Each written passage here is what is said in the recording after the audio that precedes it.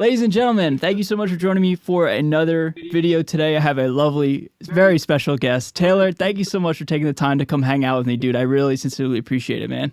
Yeah, no, definitely. I've been watching your channel for a while, dude. What's funny is I think that maybe you might have been the first, like, aside from Ola, first, like, metal guitar player YouTuber that I started watching. And, yeah, so it's just, I don't know, it's really cool. It's like come full circle or something, you know? Oh, right on, man. Well, thank you. To be in the same category as that gentleman is an absolute honor. So just thank you, man. I just appreciate it. So we were talking off camera. Just today's just going to be a lot of fun, just talking gear, YouTube, all the above. So I just want to start off the interview. It's more or less a hangout, but the interview, we're just asking a genuine question of how are you, man? How you doing today? I'm really good, thanks. It's Monday, so it's like just starting to get the work week going, and yeah, you know how that Monday, it's not really the morning, but for me, I guess it's the morning.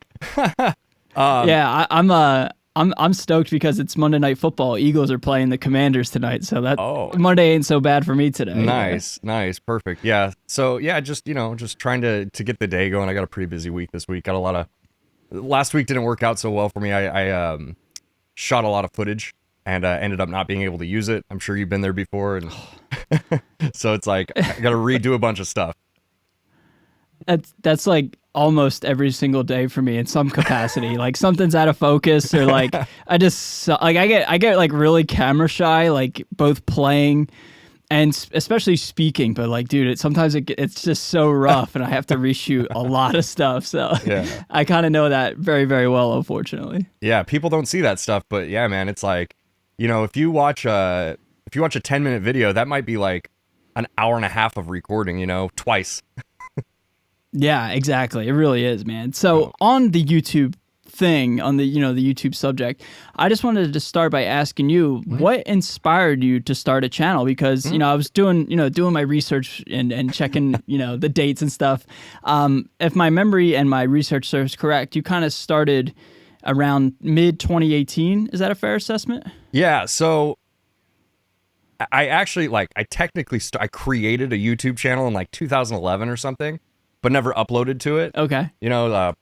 Procrastination, fear, I guess. But I guess I would say the original thing that made me want to start a channel was Keith Marrow. He's from Portland as well. Okay. I was in a band a long time ago, and like we tried to talk him into playing bass for us, which is hilarious now looking back on it. This is like before his YouTube success and stuff, when he was just like another local musician.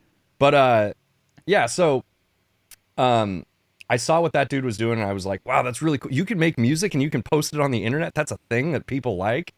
And then just never, I don't know, just kind of went on the back burner, and I was like, and then in 2000, yeah, I think it was 18, when I actually started posting videos and actually was like, okay, I'm going to do this.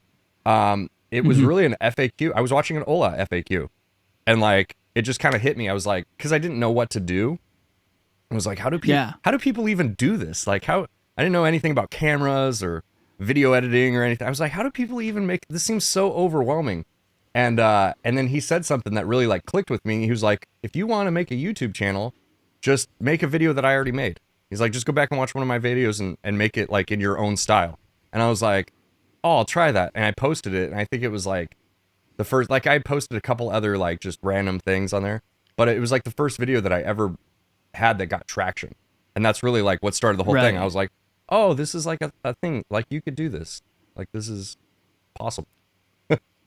It's funny you say that, because like I literally, like you with Keith and Ola was like me with Fluff, and that's like on public record, where like I saw the same thing, man. It's just funny how your story is the same as mine and a lot of people's. Like you see somebody that you look up to, and you do what they do, but do it in your own way, because what makes you unique, what makes me unique, is we're our own individual selves in our own quirky little, weird ways. So like, no matter, how much inspiration you take from somebody, it seems like you will always have your own true, genuine style. And that, in my opinion, is like really evident with you and how you conduct yourself on your videos. And so it's like, it's cool to just hear that side of your story. Yeah, no worries, man. It's like, I love what you do and like your persona. It's really cool. Oh, thanks, man. I think that's, there's a important point there too, where it's like, you need to be your like authentic self, because I remember early on being like, oh, I gotta tone it down. I gotta not be so metal because I want to appeal to more people, when it's like, that's the exact opposite truth. Is like, no, you only want to appeal to the people that really want to engage with you. You know what I mean? Like, if you just try to appeal to everybody, you're actually appealing to nobody, So I started to actually like lean pretty hard, and I'm like, I'm not gonna do this anymore. I'm not demoing clean channels. I'm not gonna fake like, I like these dad rock riffs. It's like, no, I'm done with all that. I'm just gonna lean really hard into what I really like, which is like extreme death metal, And right. I can't even tell you, man. Like, I get more comments now from people saying like, dude, I'm so glad that you're out there demoing gear, whatever that video might be, in this specific way, because that's what I'm into. And it's like, that's so much more meaningful to me than like, I appeal to a bunch of people, that sort of, Yeah. So was there like a conscious? It sounds like there's a conscious decision to like, I don't know if I'd call it rebranding, but definitely like honing in your craft. We'll say like where you like.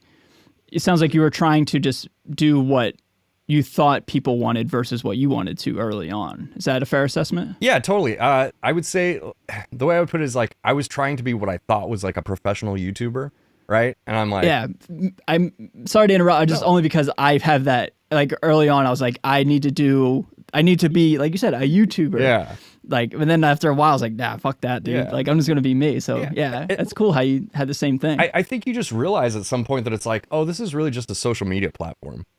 You know what I mean? And like, I want to throw up the freak flag for other people to see too, So that's kind of how I felt about it. Was just like, I was like, man, I'm doing this, and I felt like I was getting more hate. You know what I mean? Like, I was getting a lot of hate back then. Like why would you play guitar like that from people who almost, okay, here's a good way to put it. It's almost like I was baiting people who wouldn't be into that into coming to watch my videos, and then they would see like little pieces of the death metal side come through, and they'd be like, ugh, and then they'd feel obligated to leave me some hate. Hey, wait a minute. Yeah. What is this chugging? Yeah. Like, play some Freebird. And right. And I don't know, man. It just clicked one day. And I was just like, I need to start leaning into this much harder too. And I think at that point, I was also like really fortunate to have some patrons at that point. So like, I was able to talk to them and get their feedback, and like, dude, that's such a valuable thing, just having like a group of friends who they don't have to be patrons, like I consider my patrons my friends. I talk to them pretty regularly, like we have a group chat constantly going.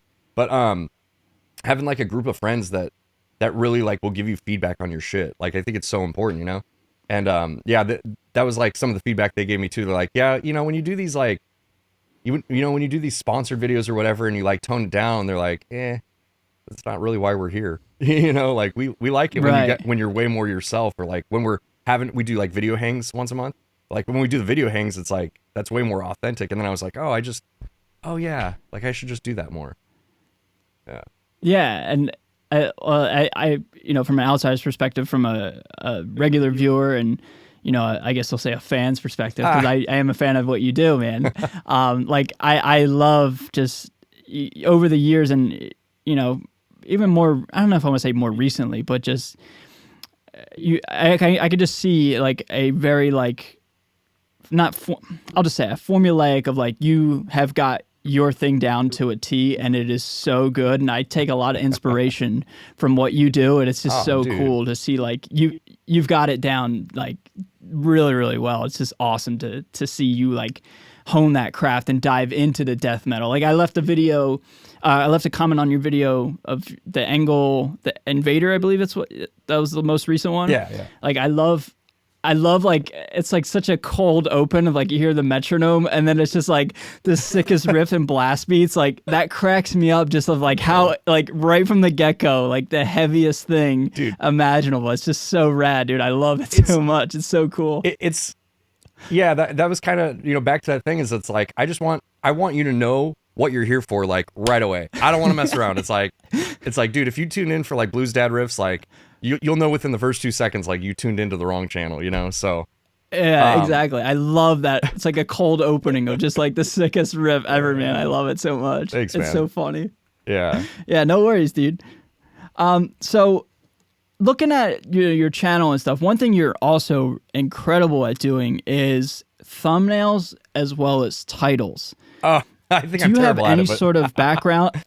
Oh no, no, no, no, no, no. I think you're great at like you're able to have engaging, especially thumbnails, man. Like your thumbnails, I again take a lot of inspiration from. They're amazing. Do you have any awesome. sort of Same. background?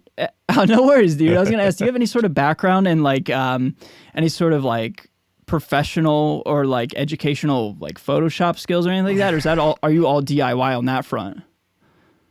Not really. I mean, I wouldn't say anything. Okay, so a little bit. I did product photography for a company that I worked for, but that wasn't like my official job. It was just something I kind of like filled in and did once in a while. So I wouldn't say that I have like a ton of experience there, but well, actually, I guess a little bit. Let me back up here. So this was already into my YouTube journey, I guess I would say. I was working for this company, and I decided like I had had enough. You know, I was working. I was a manager. I was working like 60 plus hours a week, and I was like, I can't do this. I'm burning myself out. I'm missing time with my kids. You know, like my son was, 2 or 3 at that point. I felt like I'm like, man, I'm never home. I'm never home to see him and spend time with him. So I was like, I need to back off. Of course, yeah.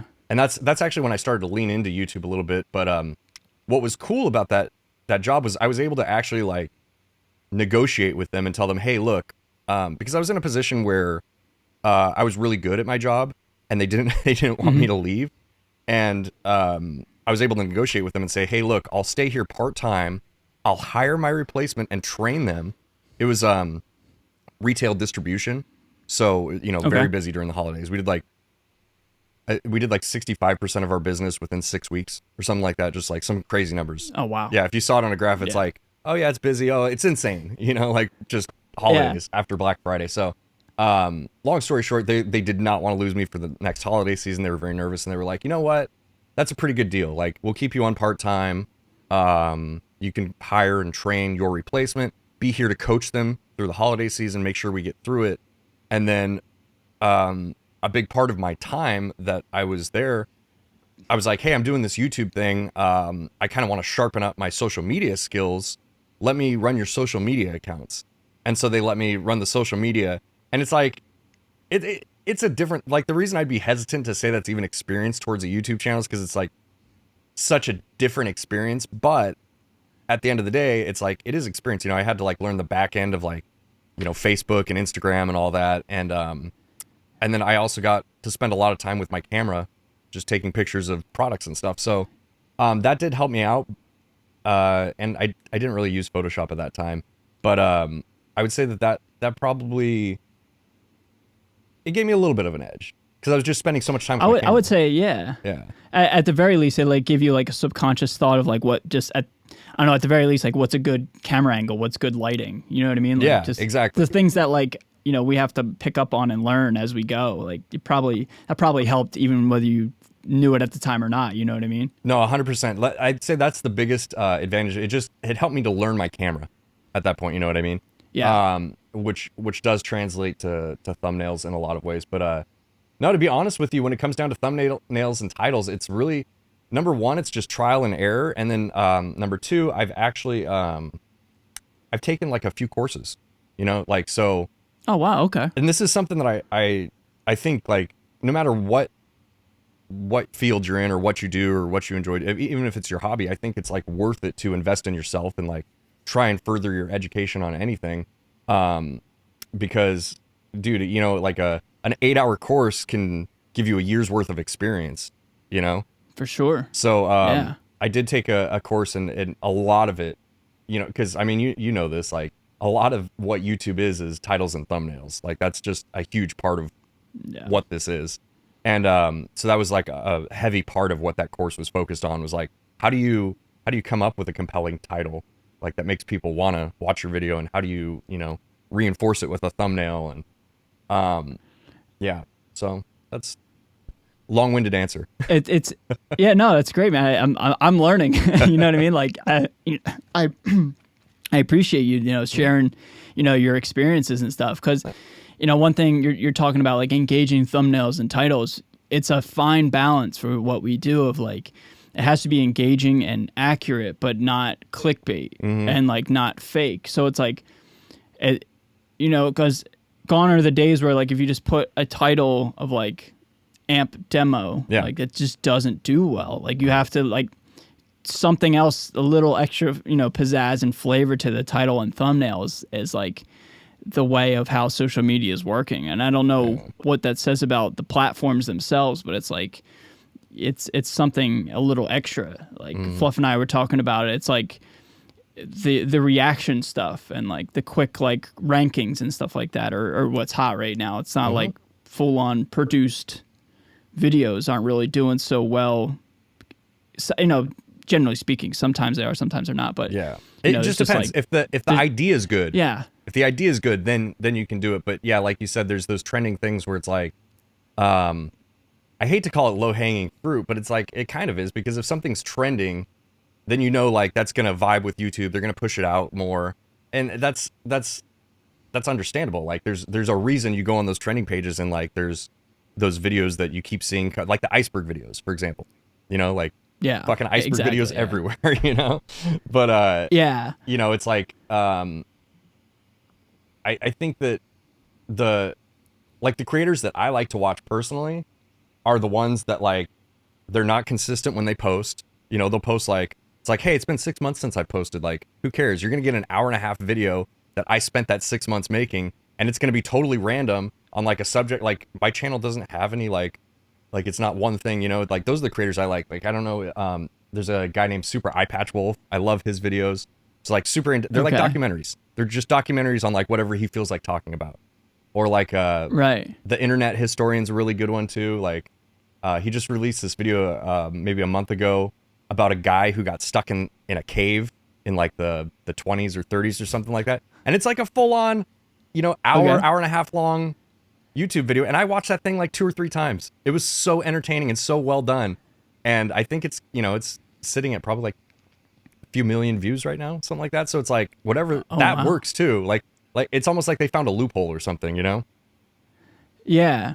Do you take inspiration for like long-winded stuff like that and detailed stuff with your content? Because I don't know, it seems like you're very knowledgeable. Like I would say like you're one of your many niches and things you're great at is like amp stuff. Things that I'm a little naive to. Like you're really knowledgeable on like how to record amps and modelers and stuff like that.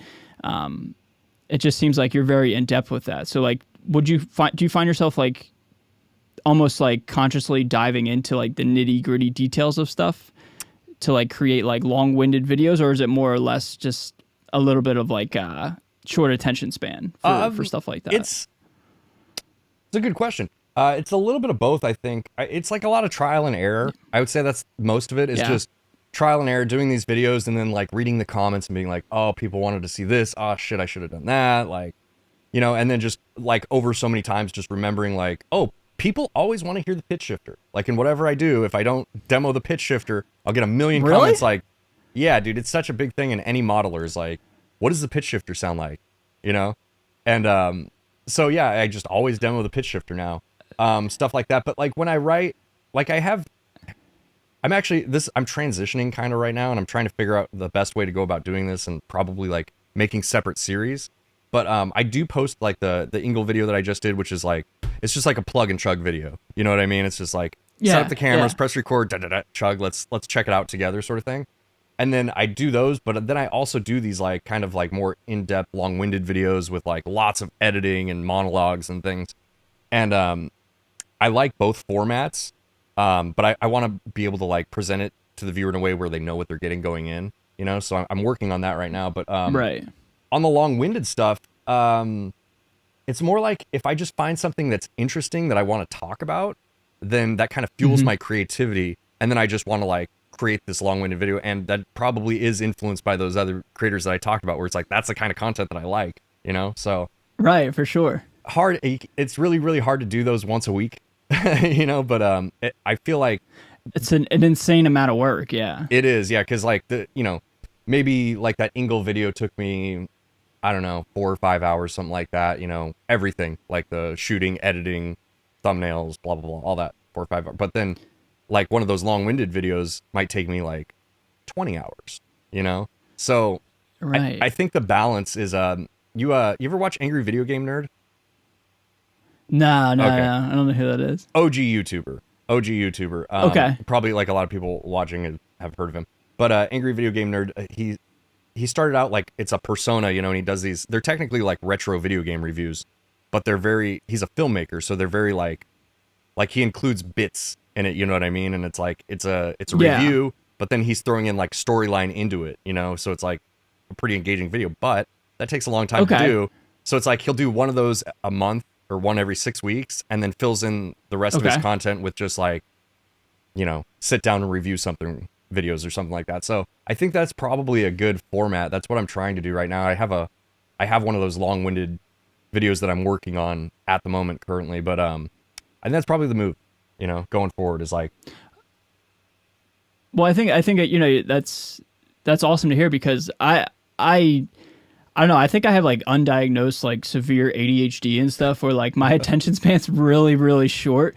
So where like I struggle to like piece together long-winded stuff. So like, I'm glad somebody such as yourself is out there doing that stuff, because it's just like you said, it's really inspiring to watch and fun to watch, and like that's what you're really good at and what you're passionate about. So like to hear you're saying like that's what I want to continue to do periodically, I think that's something that, isn't all that common with what we do. So I think that's super rad, dude, to hear you talk about that. Yeah, dude. I think it's, I would say that like, like if you want to talk about someone that's kind of good at doing that, especially in like a review context, like Fluff is very good at doing that, like he does these very like well thought out reviews with like good monologues. He'll throw the demo in there, throw in a bunch of nice B-roll and tie it together really, in a pretty package. And I think that's like a good inspiration to look to. Like that's, now that I'm actually thinking about it, that's probably where some of that comes from, is just watching his like, for sure, especially the B-roll, man. Like you watch, I don't know if you pick up on this, but every time I like watch his his review of something or whatever, and he's got these like B-roll shots, and it's like a camera on a slider or something, or like, oh yeah, it looks like it's on a dolly. Yeah, like it's so good. Like this like sick professional like shot. I'm like, God damn, it looks so good, dude. Yeah, and you watch that, and then for me, I'm like, how did he do that? And then I spend an hour, 2 hours going down a rabbit hole like on YouTube searching like how to do professional B-roll, and then next thing you know, you got a camera slider in the mail. Yeah. So going forward with your channel, what if there's like a perfect scenario, like I don't know, I don't want to put a time frame on it, but like what would be like a huge milestone and a huge goal for you and your channel and you as an artist and as a creator and as a musician, all the above? Like what would be something that would be what's something you're really striving for and something that you would really be proud to hit, any sort of landmark or achievement? Yeah, sure. So I think like the short answer would just be to keep going. Like I don't, the short answer is just like I just want to keep. For sure, I feel like I have several projects. So I have a band called Sacrificer. That song that you heard in the beginning of the Ingle, that's the Sacrificer song. I was just playing along to it. Dude, it's so good, man, so good. Thanks. So yeah, just keeping making music. That's like, that's kind of the foundation of all this, right? Is like. Started as a musician. I want to keep being a musician. The YouTube channel, it's like, I would like to, I think I heard you say this in the Fluff video, like the plaque is a goal, right? The 100,000 subscriber plaque is a goal. Yeah. Which it's total like vanity, but it's, yeah, they give it to you for a reason. You know what I mean? It's like, you feel like, wow, like dude, I really succeeded at something. Don't downplay it. I would not downplay that at all. Like when you get yours, man, you'll have earned it. Like that's an achievement, man. Yeah, so totally. I agree. There's nothing wrong with being proud of an accomplishment such as that. So, and there's nothing wrong with striving for it. You know what I mean? I don't think so. No, I think it's super, super important to have like clear goals that you can define, that you can work towards, So, there's that. I'm actually, working on another channel right now. It's like very, very early on to go into detail on it, but like I'm starting a channel with one of my friends. It's completely outside of guitar related stuff. It's going to be like a horror movie themed channel. And my Dude, goal. let me know when that drops. I want. I'm a huge horror nerd, so like, let me know when that comes out, dude. I definitely will. I definitely will. Yeah, it's something I want to do for a long time. Like going back to those first videos that I ever posted on my channel. I don't even know if they're still public or not, or if I enlisted them. But the first videos that I ever posted on my channel were like, they were death metal songs with like, I filmed it in front of a green screen. And I just like put up horror movie clips in the background, and that's like my first few, because I didn't know what I was just like, maybe this will be cool. That's rad, dude. That's awesome. Yeah, and I at some point I realized, I'm like, this is so it's just such a random thing. Like no one's gonna be on the internet like guy playing in front of green screen to Friday the 13th. Right. So yeah, so I bailed on that, but I've always wanted to do a horror channel, so working on that right now with him. And yeah, so I just want to keep all those things going, balance life out, make sure I'm raising my kids correctly, that they turn out to be good people. And I think if all of those things just keep moving forward, I'm happy. But yeah, the ultimate goals are like 100,000 subscribers would be a really great one. I would like to release a full-length Sacrificer album maybe in the next year or something like that. That would be cool. Yeah, hell yeah, man. Those are the big ones. Yeah. Well, I hear, a lot of your goals are so inspired by your just sheer passion for, I would just say, life in general. And that's pretty cool to hear, man, because like I'm so like black and white, like numbers and analytics and like so focused on that bullshit that like, your first one was like, I just want to keep going. Like that's something I would never think to say as like a goal, but it's so true. Like, I just love that you said that. It's like, that is just such a positive, awesome outlook on all of this. Just to keep going is a goal in itself. I would have never have thought of that, but just thank you for sharing that. That's just a really cool thing that, you know what I mean? I love that, honestly. Yeah, dude, of course. I think that, to be honest with you, like I've kind of got stuck in that sort of thing where you're just like, you're looking at the numbers and like you spend so much time focusing on the numbers that you forget, like, I started doing this to be creative, and the numbers it's like they almost take your brain and move it into a non-creative state where you're looking at like math and statistics and then you're like not able to be creative. And for me at least. And so I actually, like, I deleted the YouTube Studio app off my phone. I just don't look at the analytics. I mean, I do look at them. Like if I launch a video, I need to know if my titles and thumbnails aren't working, and I can switch it around, stuff like that. But I just try not to. I feel bad. Like I don't engage with like comments and stuff as much as I should. But it's like at some point, it's like I kind of had to do that for my mental health. You know what I mean? I don't want to be like hanging out with my kids and thinking about like, fuck, my video ate shit today. Like I gotta like change that. Like. Yeah, dude, it's funny you say it. Like I used to get posts or notification, on my phone. Every comment would get like a bloop, light up on my phone, and I shut that off like only like a month ago. Like I was just like dude. So upset. Yeah, dude, like wow. I was so, I don't know, man, because like you want the affirmation and the confirmation like your video is doing good or doing bad. You want that feedback so you know how to grow. But yeah, dude, like you said, your mental health, like for some reason this year I got so much hate and like so much, I think just the internet as a whole has gotten really, really negative lately. And like negativity like fuels the algorithm. I really think that. That's true. Yeah. And so I had to shut it off, dude. I was like, dude, I can't, man. Like you said, like I'm like eating dinner with my wife or like just like, not doing anything. And it's just like eating at me. And I was like, I can't do this anymore. So, no shame in, feeling bad. You don't engage. Like it's no offense to anybody. It's just when you have the whole world talking to you for good and bad, it's incredibly, it's overwhelming. It's hard. The human brain was not meant to have so much stimulation. Yeah. Both good and bad. It's totally. It's not healthy. And even the good stuff, too, is like, so I post this a lot, like on my Instagram, and people ask me why sometimes, but I'll post negative comments that I get and stuff. And just as like a goof. Like, you know, I'm not like engaging with this person.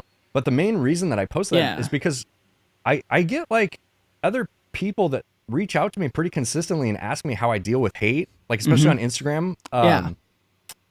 And it's like, for me, I'm just, I don't know, maybe like thick skin or something. Like, it doesn't really bother me. There's sometimes where people will say incredibly personal things and you're just like, ow, dude, like, that's a little rude. Like, you didn't have to say that. But I really feel for people, you know, especially like people that are just starting or whatever and they're new, because like, dude, it's just open season. It's like hazing. You know, when you first start your channel, it's like everyone just wants to rip on you. Yeah. And so I try and post that stuff on Instagram to be like, hey, dude, like, I get hate all the time still too, and like, it's okay. You know, it's like, I can post it here and like we can have a laugh about it. Like, we can laugh at my expense. That's cool. I just don't want you to feel bad about it. You know what I mean? So that's most of the reason that I post that stuff on Instagram. But I can't imagine getting notifications all the time, dude. That would be incredibly overwhelming. I think it's I'm not very smart, so like it took me a long time to realize like that's not a good like business plan or whatever. Like, it's not a good way to like go about life. Dude, it's, well, not for your personal health. I think if like if you were a robot and you could just handle like looking and responding to every comment, then yeah, like it probably would benefit you in some way. But it's like, how much benefit is that versus like the mental health you're sacrificing for it? You know what I mean? Yeah, I made a conscious decision to like really like look after my mentals this year. For, like I said, just for like people like this year, people were saying starting rumors like I had a drug problem, like.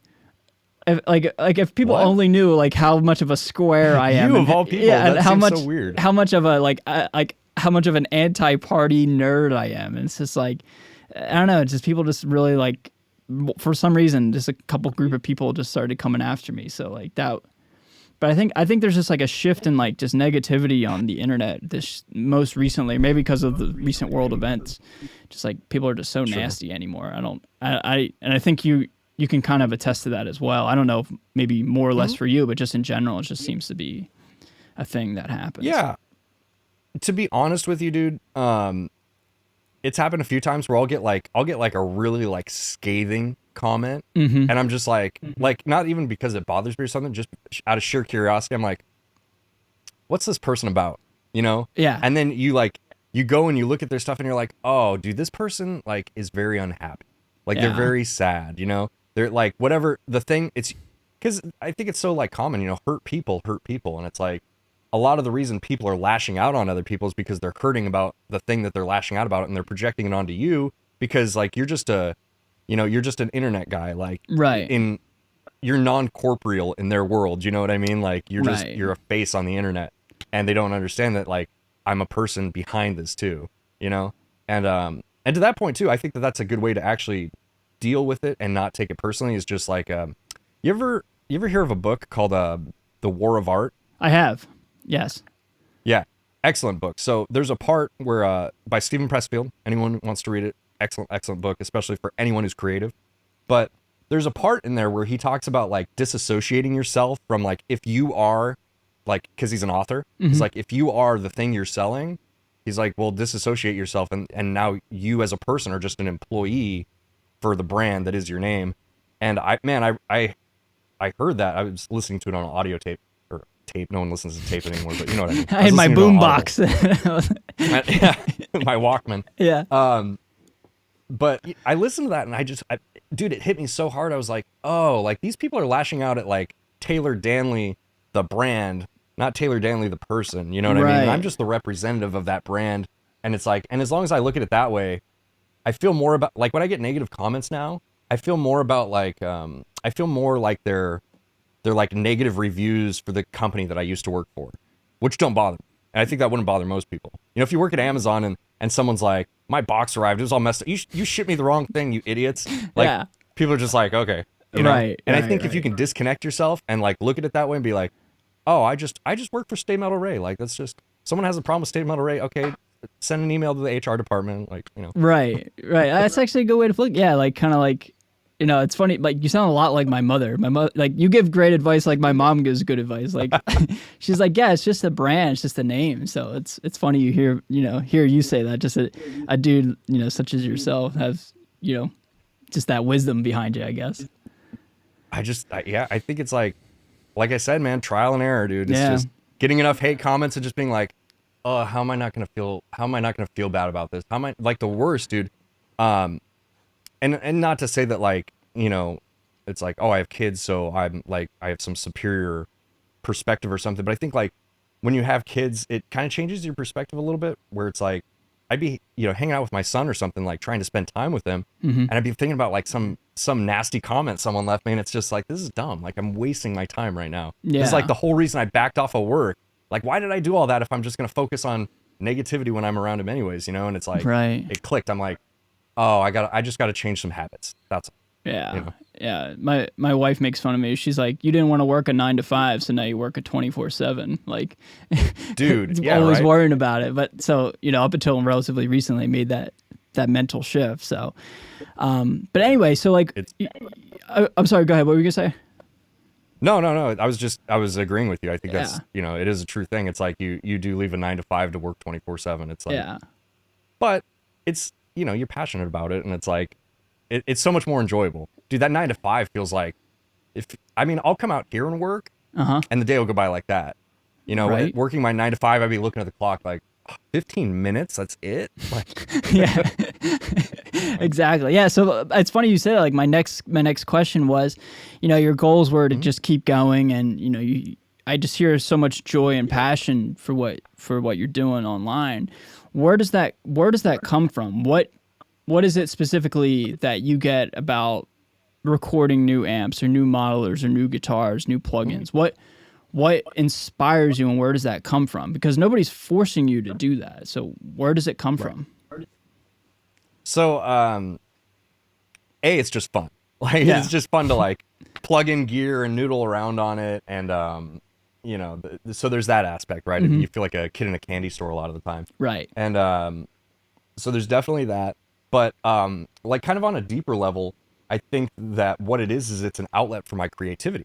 Mm-hmm. That's like the whole reason I ever wanted to start YouTube in the first place was like I just want to create things, and I've always been in bands, and I was in one band that like, we toured a bunch, and it was like getting to the point where, it was weird because it felt like kind of successful. Like we were on, pretty decent tours and whatnot, and like starting to work with people in the industry, and it felt like, oh, like the veil was pulled back. Like, oh, this is how this works. Like, Yeah. I have these connections at these different companies now, and part of it was like I always thought back to that and be like, man, it'd be cool if I could do something creative for work and like reconnect into that scene, like that culture with those brands and stuff like that. Brands being like, people that make amps, guitars, pedals, whatever. Yeah. Because I really enjoyed that aspect of being a musician, like almost as much as I enjoyed like creating and playing music live. Like that's number one. But just like the camaraderie of like, oh, I know a guy who works at like, Crank Amps, and like I rep their shit, and like they support me, and like that was a cool thing. So Yeah. I always missed that. I always felt like I was, especially my corporate job, it's just like this is not the same. It's like I'm glad my boss likes me, but it just I can't have the same conversation with him that I can with a dude who like is a metalhead and his whole business is like built around that community. Right. So that was a really really big part of it, and I think actually like funny enough, when I first started my channel, my main goal, speaking of goals, was I was just like, dude, it would just be so cool if like someone sent me a pedal for free.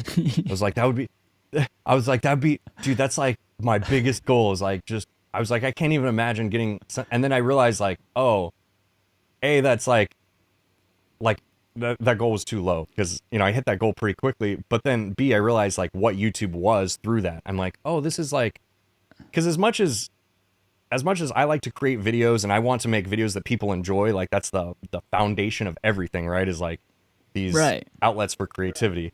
What fuels YouTube is advertising, in every Yeah. way. It's like whether you're demoing a pedal, whether you're your ad revenue, the banner ads and stuff that pop up, like it's all based off of ad revenue. And I think like the thing is you kind of have to if you want to be creative, it's like you have to figure out a balance for those things. You know what I mean? Like, okay, well, I have to make this video, but how can I do it in like a way that's cool, fun, like people will actually enjoy?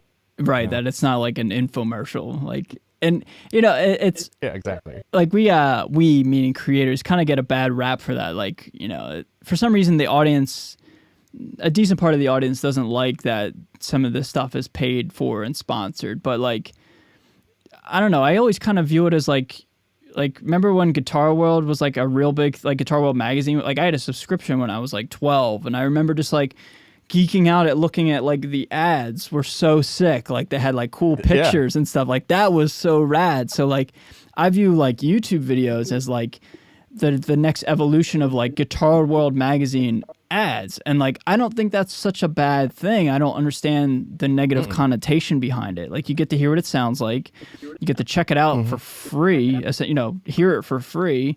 You don't have, like back in the day we had to buy it, and or like, you know, my mom or dad had to buy it, and then like, you know, we were stuck with it or whatever. So it's just like you said, it's all about ads and stuff. But like sometimes the ad part from the audience perspective gets a bad reputation.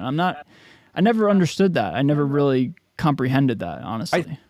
I think there's, okay, so I think there's two things, right? I think number one, if you just have an issue with like advertising, then don't go watch the new Avengers movie. You know what I mean? Like advertising is what supports all media. That's what fuels media. It's like, look, when you go and see the Avengers and you see like the Pepsi logo in the background and the new Mercedes or whatever, it's just, that's what paid for that movie. You know what I mean? That's what helped fund the movie. So it's like, creative media is always going to be funded by advertising in some way. It's just a necessary evil. Like the people creating the art have to eat too, you know? Yeah. So there's that aspect.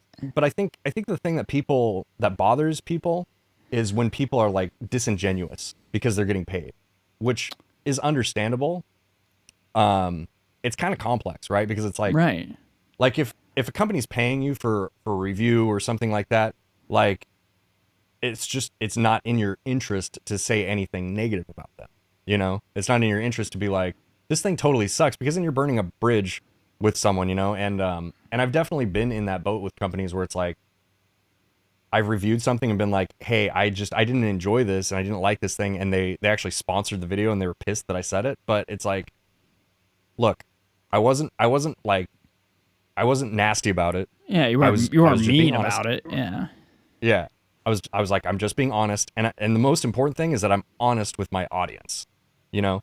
And so I think that if you can balance that thing and just respect your viewer, like, you know, if you like try to throw something in front of your viewer that's like bad, and you're just like, no, it's awesome, it's great because they paid me.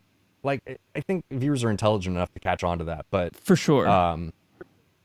So I think there's a balance. It's like, you don't have to be, you know, if you get a sponsored video and like, and if it's just totally horrible, then maybe you just, you know, tell that sponsor like, hey, look, this isn't for me. It's not for my channel. Sorry about that. Right. Like, no one ever wants to say no to money, but it's like long game versus short game. You know what I mean? Are you gonna jump over a quarter to save a nickel? You know, sort of thing. So I think that's what it comes down. And I think that honestly, like when people get upset about sponsorships and stuff, that's primarily what it comes from, is they feel like they're being maybe like deceived a little bit, you know? So, but I get it. Some people are just negative though. See, like I strongly disagree with that, because like nobody's making you buy something.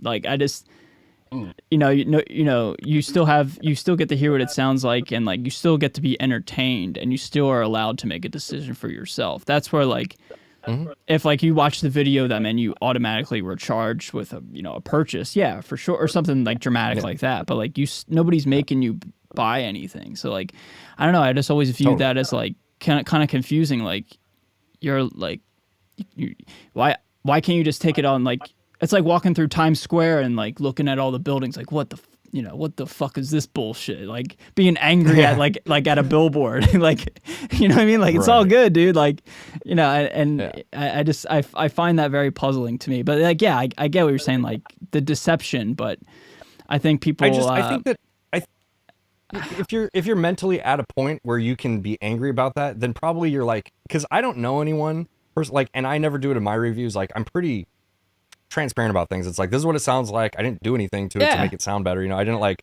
you saw me doing the thing. Taylor, show me what it, yeah.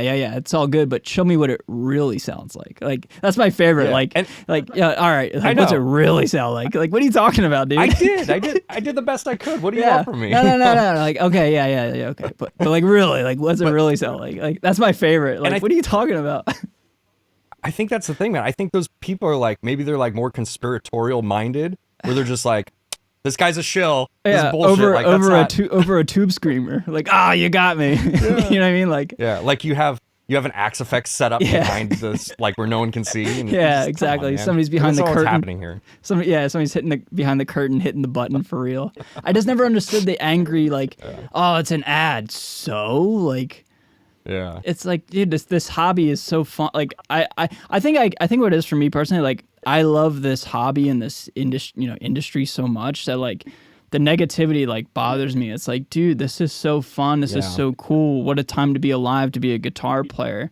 I grew up in the late 90s, early 2000s, and people older than myself didn't have it as good as I had it even back then. Like, we have all this cool stuff, and like, we hate it, and like, we got the new Anderton video, like, they got new ads and, new sponsored with the company. It's like, so like, good. that's sick, dude. Like, it saves me $2,200 on the new Axe Effects or whatever. Like, it's amazing. I think that's where my problem is. It's like, the negativity is like so unnecessary. You don't have to buy anything. If it's a sponsored video. It's just, I find it very interesting. That's the optimism. That's I'm very optimistic in life, I think, and maybe that's a rare trait. And I don't know. I agree with that. I think the way to look at it is, it's like you said, what a time to be alive. It's so cool that it's like, you can literally go onto the internet before you buy something and listen to what it sounds like and see the features and see like a dozen different people's opinions on it, within just like an hour or whatever. And it's so cool. And that, being upset that it's like that exists is a very weird thing. It's like, dude, appreciate this because this is not what it used to be. It's exactly. like you said, the ads in the guitar world, having to go down to the music store and like plug in the thing, and then being like pressure sales, by the guitar employees that like hey try buddy, to make their quotas and stuff. Where'd you get that? Where'd you get that pick? Like, is that your guitar pick? I remember this guy upselling me on like a crate combo amp when I was like 11. You know what I mean? And just dude, those were the shit back then. Yeah, that's maybe they were really, really cool back then, but I just remember like the sales pitch being so hard, and I'm just like, dude, this is like a I'm being half serious, because like, I remember a crate was like everywhere as like an 11, 12-year-old. Like, I'm 30, so like, that's when I was 11, I was like 2003, 2004. And like, it was like crate and like Boss Metal Zone, like that was it. And I was just like, whoa, dude, this is so sick. Yeah. And people, like in the video aspect of things, like people really like that nostalgia stuff. Like I did a video on the Crate GX 130C amp, the Cannibal Corpse amp. Yeah. And so many people are just like, oh, I had one of these and I like, it fell out of the back of a truck and I'm so sad about it. And I wish I had one.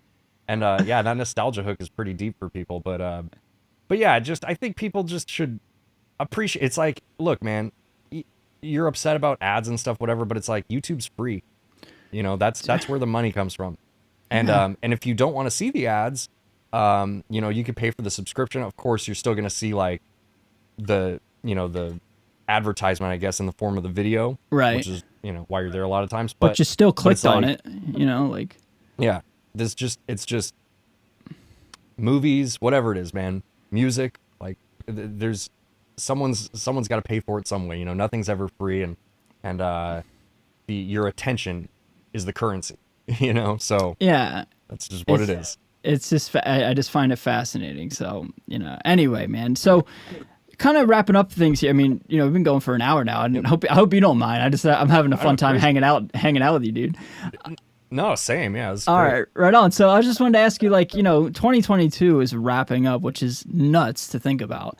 I feel like it just started, but I was gonna say, like, what's anything coming up specifically for you in the near and or distant future, or is it kind of just more of the same, just grinding it out, just building, continuing to build what you already have?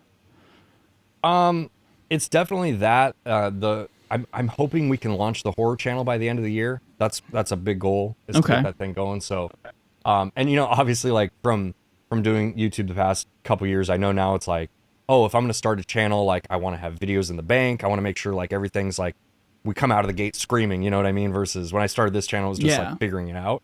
So that's like what a lot of what's going on with the channel is just like building up that video library, making sure that like the branding's all on point and everything.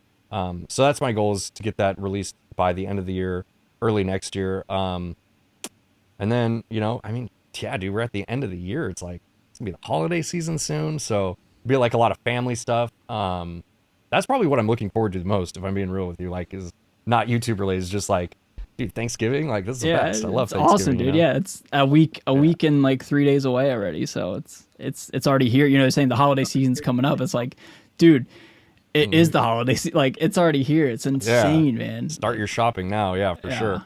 But yeah, no, those are the main things. And then like in terms of YouTube, the guitar channel, yeah, just to keep going.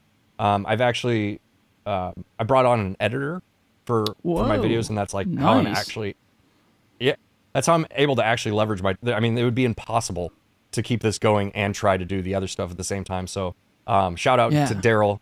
Daryl's helped me immensely with the channel. So, so just, keeping that stuff going and growing, and I'm very excited about it. I'm very excited about next year. I think next year is going to be awesome, especially like once everything's launched, and then I can go back to some sort of sense of normalcy and not be like, trying so hard to build up for a launch, Yeah, for sure, man. Well, like I said, from a fan's perspective, I love what you do. So just please keep doing what you're doing, man. It's fun and inspiring to watch you, dude. So just thank you for just all that you do for all of us. I really appreciate it, man. Just keep doing it, okay?